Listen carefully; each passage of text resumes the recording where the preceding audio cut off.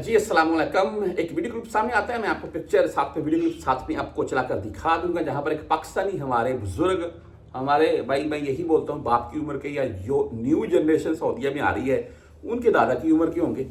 यहाँ पर पाकिस्तानी 20-20, 25-25, 30-30 साल से मौजूद हैं और बहुत से भाई तो ऐसे सामने आते हैं और खास करके सऊदी उनको सोशल मीडिया के ऊपर लेकर आते हैं जो 40-40 साल से उनके खानदान के साथ जुड़े हुए हैं और इज्जत भी बहुत बहुत करते हैं सऊदी।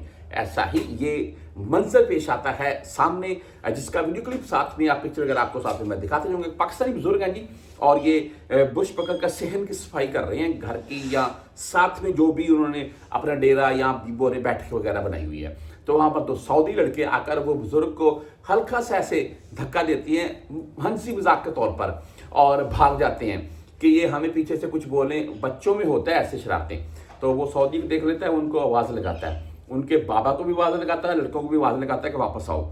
वो वापस आती हैं तो उनको बोलता है कि भाई ये तूने क्या हरकत की है, इस चीज़ के ऊपर तुम ये जो शेबा है इससे माफ़ी मांगो। वो दोनों आगे आगे होते हैं और उनसे सॉरी बोलते हैं और बाकायदा उनका माथा चूमते हैं। ये पाकिस्तानी बुजुर्ग हैं जो आपको वीडियो क्लिप साथ भी आप देख रखे हैं।